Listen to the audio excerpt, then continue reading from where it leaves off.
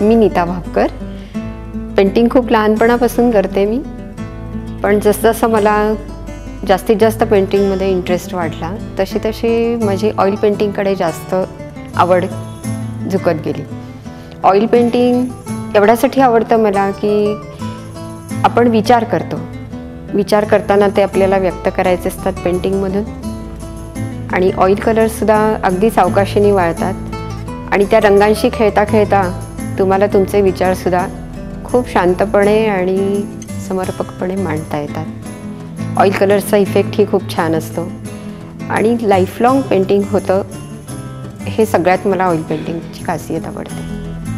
Oil on canvas करण्याचं म्हणजे oil colours, colour shading, colour mixing, knife पेंटिंगमध्ये चित्राची खोली वाढणं, एक प्रकारची डेप्थ त्याला, आणि अव्यक्त विचार व्यक्त करण्यासाठी ऑइल पेंटिंग्स आणि नाईफ पेंटिंग्सची खूपच मदत होते असं मला वाटतं.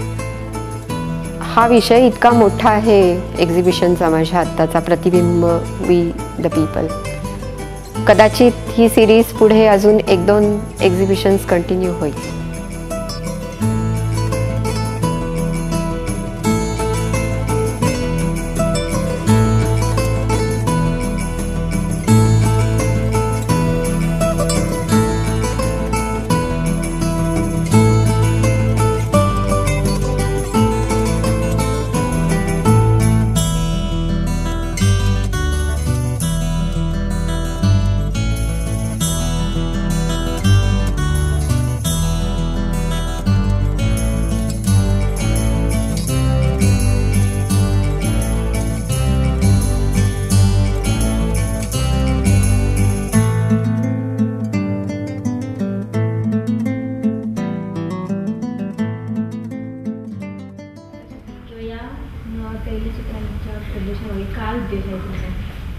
तैलचित्र मी पूर्वीपासून करते. पेंटिंग तर मी जवळजवळ 30 वर्षापूर्वीपासून करते.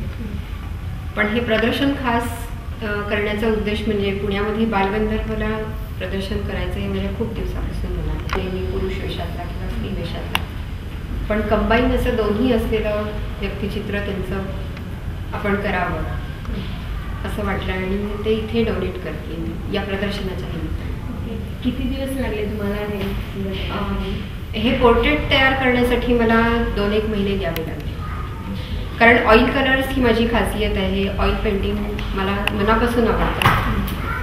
ऑइल कलर्स ज्या पद्धतीने सावकाशीने करावे लागतात आणि नंतर जे एक्सप्रेस केलं जातं त्या पेंटिंगमधून ते अगदी अप्रतिम असतं. चित्त माझे मी कसे हे प्रेरणेला वाहिले, मेण झाला देह आता प्राणज्योती उजळिले. माझी या सद्भावनांची उमटली ही स्पंदने, अंधकारा डावलोनी दशदिशी आवर्तले. खूप सुंदर असतं माणसाचं आयुष्य. एखाद्या बाबतीत तुम्ही एखाद्या गोष्टीचा ध्यास घेतलात की तुम्ही त्याला वाहून घेता, तुमचं चित्त तुम्ही तळहातावर ठेवता तुमच्या, आणि एखाद्या ज्योतीसारखे तुम्ही तेवत राहता. कुणीही असू शकता तुम्ही, एखादा खेळाडू असू शकतो, एखादा समाजसेवक असू शकतो, किंवा एखादी माझ्यासारखी चित्रकारही असू शकते. पेंटिंग करायला घेतलं की पॅलेटमध्ये कुठले रंग घ्यावेत खूप मोठा प्रश्न असतो. मग मी एक आयडिया केली, चला सगळेच रंग घेऊया. इंद्रधनुष्याचे सप्तरंग, चक्रामध्ये असणारे सगळेच्या सगळे रंग. तसंच असतं ना माणसाचं आयुष्य सुद्धा, आपल्या आजूबाजूचं जग सुद्धा तसंच असतं, सगळ्या झाडून सगळ्या रंगांनी भरलेलं. या रंगांना ज्यावेळी गती येते ना, सगळे विचार तुमचे, सगळ्या भावना ज्यावेळी गतिमान होतात त्यावेळी त्यांना पांढरा रंग येतो, आणि तो पांढरा रंग म्हणजे तुम्हाला घडलेला तो साक्षात्कार असतो. उजेड आणि उजेड. पांढरा रंग उजेडाचं तर प्रतीक आहे.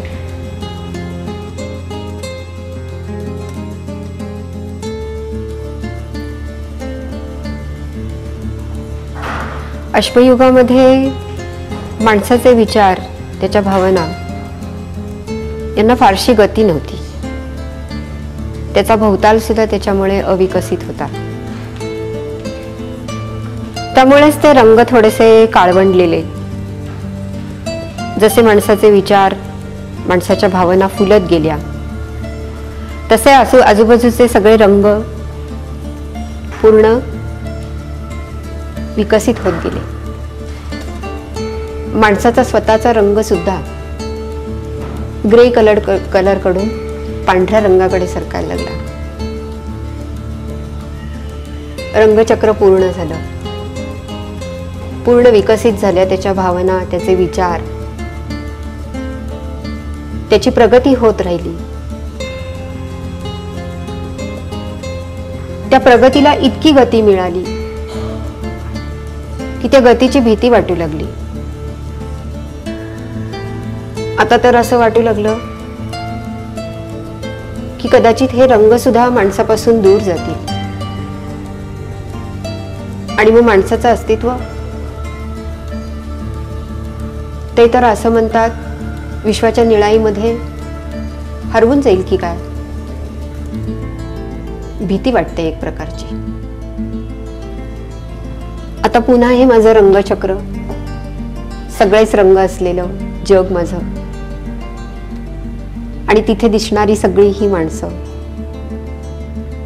या चित्रातलं रंगचित्र असं डल घेतलेलं आहे मी. त्याच्यामध्ये मध्ये जी व्यक्ती दाखवली आहे, म्हणजे माणूस दाखवला आहे, तो सुद्धा ग्रे कलर मध्ये घेतलेला आहे. ढासळलेल्या समाजाचं चित्र, अस्ताव्यस्त विचार आणि सगळं भरकटलेलं ते दाखवण्यासाठी. त्याच्या उलट हेही समाजाचंच चित्र, पण याच्यामधला माणूस पांढरा आहे.